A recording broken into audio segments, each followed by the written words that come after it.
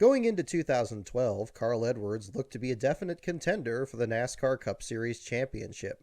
The previous year, he finished second in points for the second time in his career. This happened as a result of losing a tiebreaker to Tony Stewart, who had won 5 races compared to Edwards' single win at Las Vegas. It seemed that Edwards would be making changes to help him get the championship. For example, he chose not to compete in the Xfinity Series full-time in 2012, as he had only missed 2 races in that series since 2005, the year of Edwards' first full-time Cup Series season. Perhaps Edwards would finally get over the championship edge in 2012. Look at that. Jeff's going to move him up out of the groove and get by him. Whoa! Busch is around. Can he save it this time? Oh. There you go. He does. He saves it. But there's a Jeff Gordon's upside down. Jeff Gordon's upside down. And Kurt Busch's car is destroyed. Oh my gosh.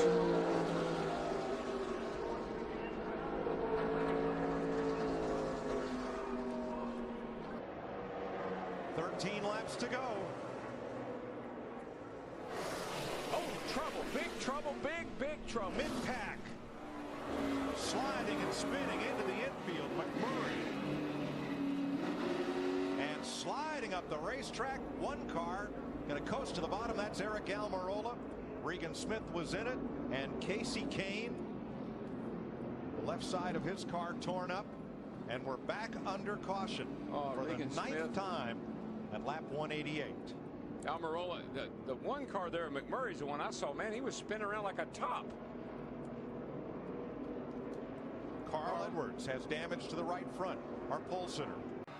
Carl Edwards, our pole sitter.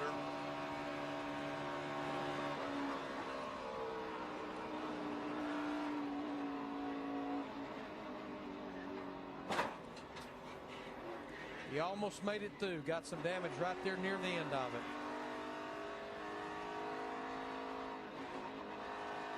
Ryan Newman, what a job he's done in a backup car as he battles side by side with Edwards into turn 3. For There he goes. Around he goes. He and Carl got together. Yellow is out. Yellow is out. And here's a look from the blimp, top of your screen, entering turn 3. Yeah, just side by side. Hard to stay down on the bottom. Carl gets a little wiggle, and then the 39 car, Newman on the outside, he made a little contact, and around he went. Boy, Jimmy Johnson and Regan Smith scooted through on the inside. One of the hardest things to do on any racetrack we go to is go in a corner side by side with another car, because this is what happens so many times. There's Regan Smith in the 78, Brad Keselowski in the deuce, and down on the inside is Kasey Kahne. Kasey in the 5 and Regan in the 78, they made slight contact, but when they bounced off the wall, this is how fast these guys are being told, slow down, but you can't. There's nothing you can do when there's a wreck in front of you. Marcus Ambrose, Kyle Busch, and the 29 of Kevin Harvick. Hard to tell from that angle whether Kahne might have thought he had cleared Smith and moved up in front of him. I think he was hoping that he had cleared him. Shows you right there how quick everything happens. Darrell, there just isn't any way that Regan Smith knows Kasey Kahne's coming up. You know, Regan has it. You see cars side by side on the straightaways here. Regan just made his move. 8 wins among the drivers involved in this accident. 8 Bristol wins. Matt? Mike, Carl Edwards just had a chance to look over all the different camera angles. Can you describe the level of frustration so early in the race for this to happen? Well, I was feeling good this morning. Got up, had my frosted flakes, had a ton of energy, and it's frustrating to see this happen. It looks like after watching the replay that looked like Regan was battling with that same thing that we all battle with here is should I let him go or should I race? And Kasey probably thought he was clear, and that caused that wreck. And I know it didn't look like it, but all the guys, myself included, that ran into him, we all saw it. We're all on the brakes. But Kasey's car just perfectly, slid down to the bottom and came up across the racetrack. And it's too bad it ruined our day. Should have been more courtesy at that point? I think right now it's, early in the race, it's time to be courteous. But, heck, I held up Erik for a few laps more than I should have. It's just so hard here. you know, as a driver, you sit in that race car and you don't want to let them go, so I understand. All right, Dick Berggren? 5 races into the season, and Edwards only had qualified in the top 10 twice, although one of them was a pole position at the Daytona 500. Additionally, his best finish was a pair of 5th-place finishes at Las Vegas and Fontana. Despite this, Edwards was only ranked 12th in points, and he was not in one of the wildcard slots for the playoffs. Big crash, turn 3. Tommy Baldwin gets piled up Yellow. with the 42 of I think the Montoya. 24's in there too. Landon Castle, Martin Truex, Carl Edwards are all involved as one car slowed in the top lane. Terry Labonte and everybody else piled in. Caution as they come to turn 3. Whoa.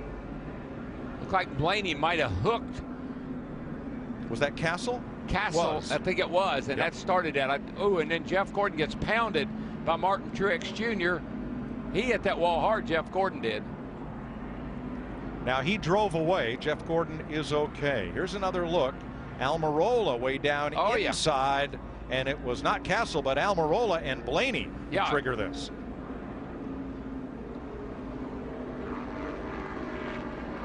It almost looks like there was something wrong with Almirola's car, either out of fuel or something.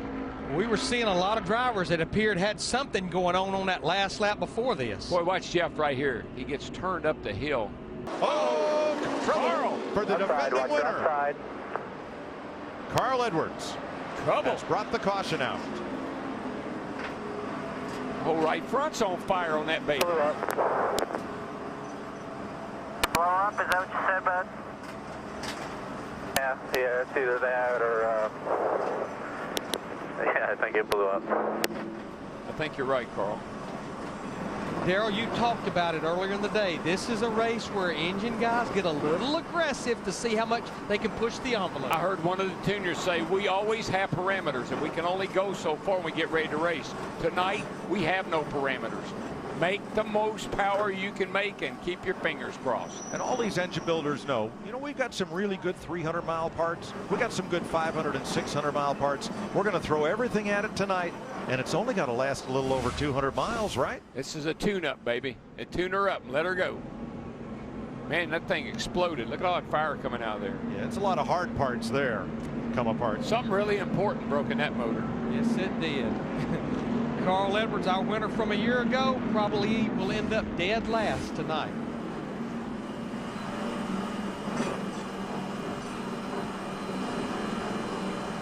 So we're under caution for the first time tonight other than the competition yellows.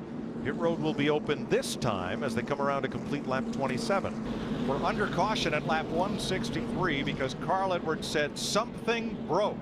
And the car rocketed from the bottom lane straight up into the wall. All the air came out of the right front tire.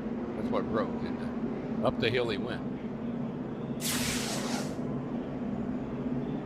In the worst possible place, right in the middle of the corner, back in the gas, running hard up off the turn, and then all of a sudden, balloon. Carl came in here 10th in the points, so he's going to take a big hit with that crash. He's the guy that already got this ratio. He's sitting on. He had a lot of people nipping at his heels, and this team had, you know, they've won one race last year, and that's what cost them a championship. They're not guys that go out and win a lot of races, or at least they haven't up to now. They're going to have to pick up the pace. He got a few pieces of Miles the Monster. Concrete there stuck between the wheel and tire. Carl last night said he'd be competitive today. He was in 5th place when that tire let go. Chief Bob Osborne said we're taking it to the garage for repairs. You know what? If you took that to 99 off of that car and put 11 on the side of it, it would look exactly like Denny Hamlin did last year when he had trouble after not winning the championship. Tony Stewart pulling down in front of Matt Kenseth, and Kane with a little charge in the outside lane. That's the break that Tony needed right there. This is going to be. This they're is where stacking up. They're stacking up. Through turns 3 and 4. Here we go. Final time. Big crash behind the race leader, Tony Stewart. That's going to allow smoke to pull away. What's going to happen behind him? Can Burton get there? No, he can't. Tony Stewart wins it at Daytona. Carl Edwards coming home 7th tonight, but involved in that last lap accident. Crazy wreck there, but you still got a top 10.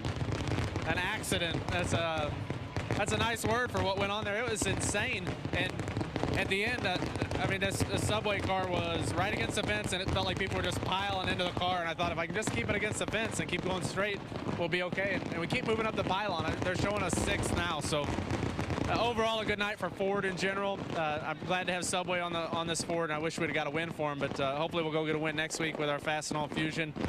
We got to march in these points, and Clint and Brad, we picked up a couple points on them, so hopefully that'll be that'll be a start to our chase run. Now, does your gauges look okay? Yeah, gauges are good. I'm gonna run one more lap. Anything I can do? Well, there you hear and see Carl Edwards off the pace in the 99 car, had just lost third. Had just lost third place to Kyle Busch, and now he's slowing down. What a horrible feeling as a driver. You get so excited and up and prepared for this. They had a strong qualifying effort in something like this early in the race. I heard a loud pop. Coming to you. Let's lift the hood, okay? See, he's not really even got the throttle down much. Feel like fuel or anything, Carl, or did you definitely think it's something else? The valve spring or plug wires are burning up or something like that, okay? It's one cylinder at least. Yeah, he's just trying to baby it back to the pit area.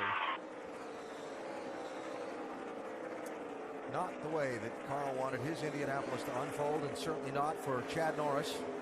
In his first race as Carl's crew chief, talked about, and we saw in our opening, all the work that goes into preparing your best piece to take a shot at winning on this so demanding track. Here, we got to keep all the points we can get.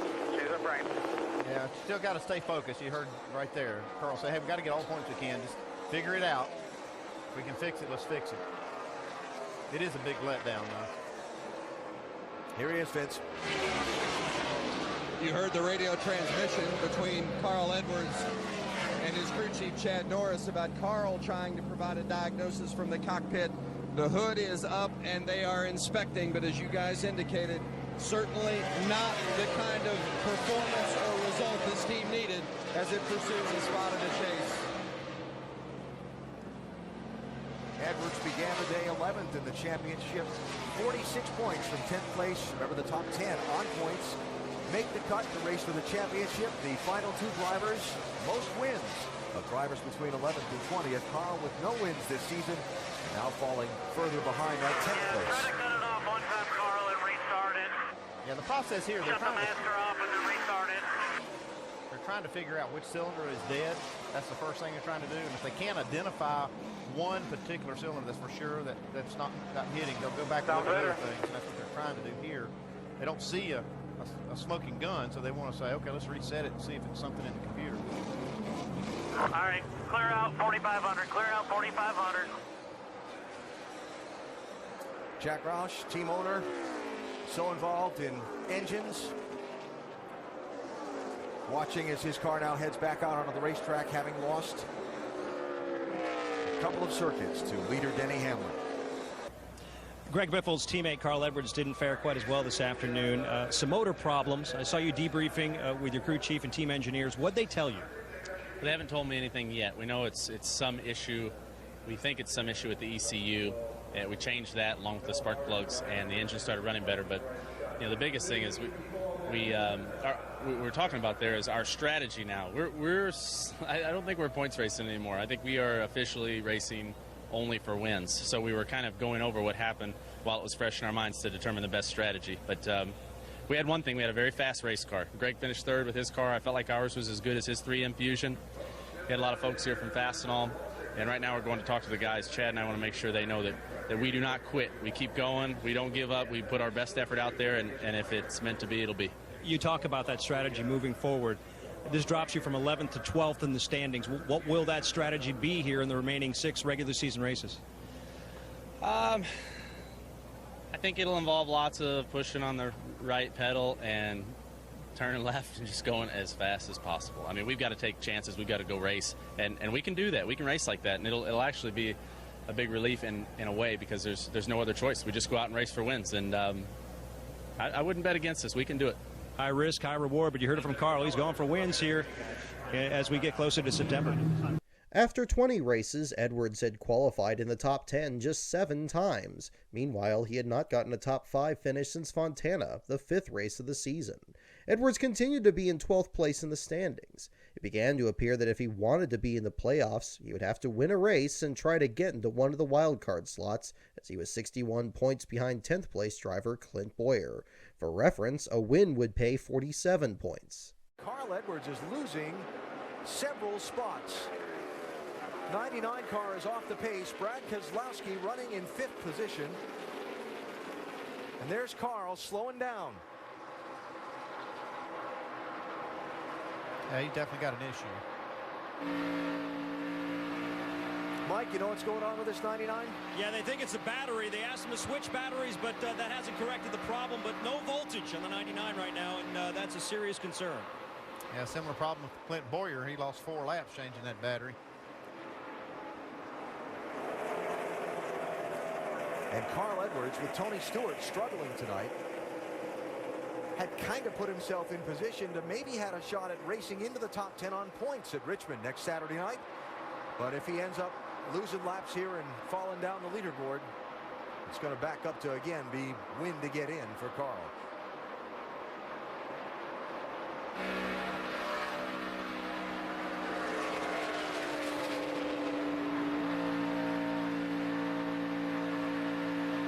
He's just staying out there right now, hoping for a caution. Yeah.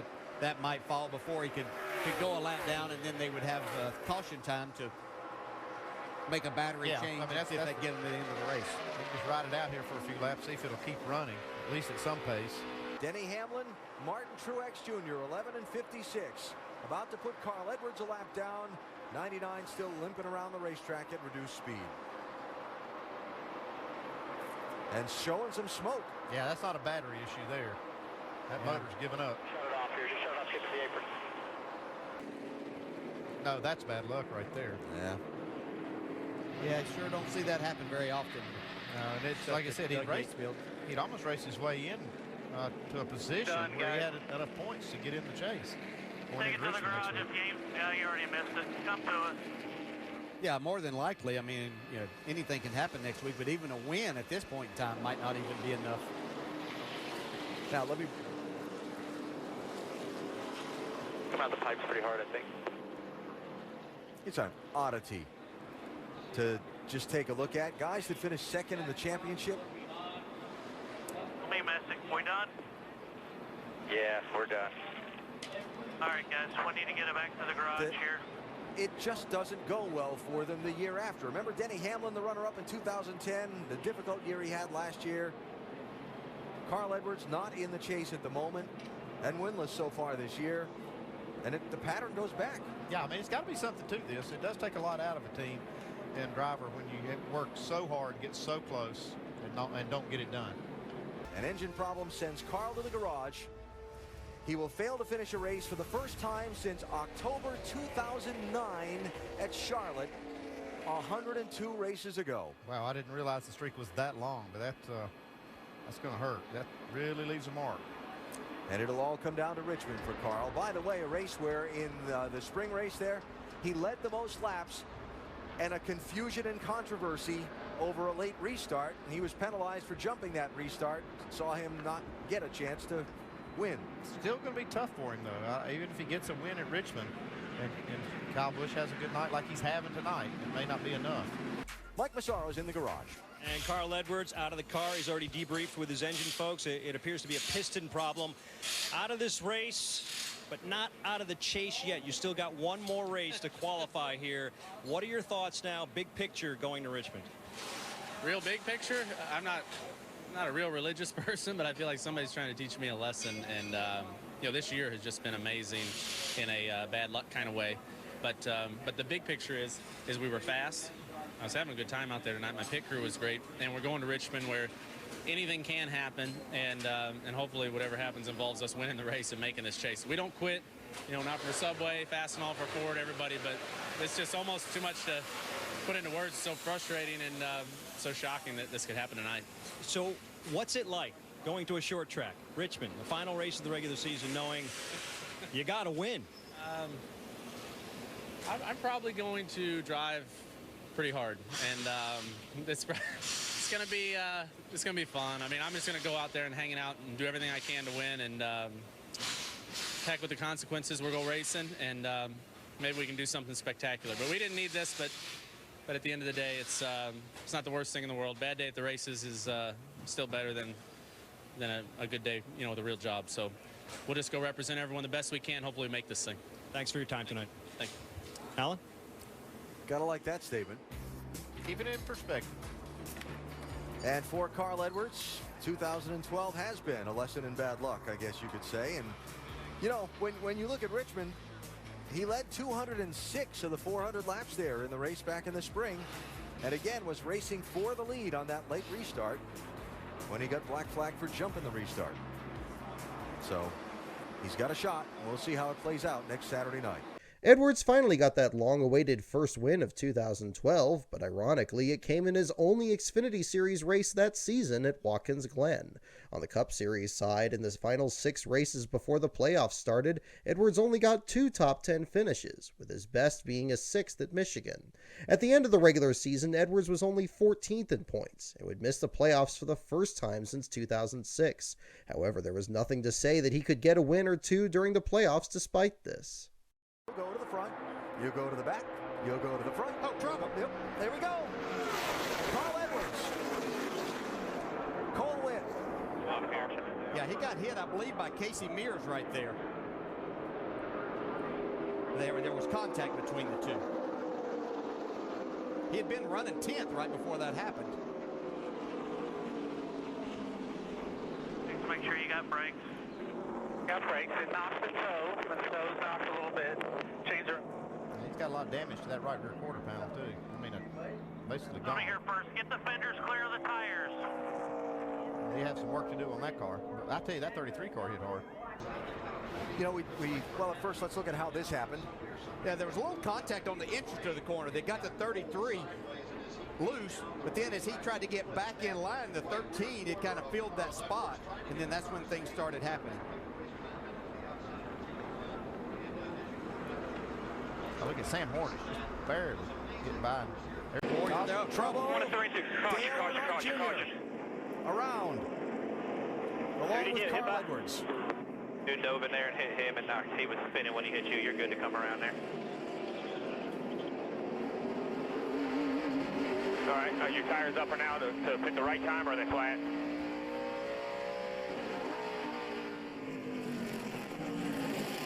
All right, how's your steering wheel? Close? Nope. That's not good. Racing for 11th place, Dale Jr. and Carl Edwards. Jr. again in that position of playing defense by not pitting and being on older tires. Oh, Carl got help. Punted, Yeah. Sam Hornish getting into the back.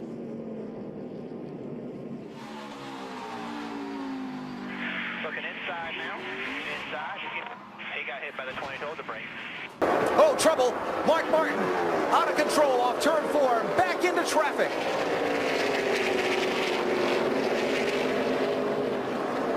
And somehow everybody gets by.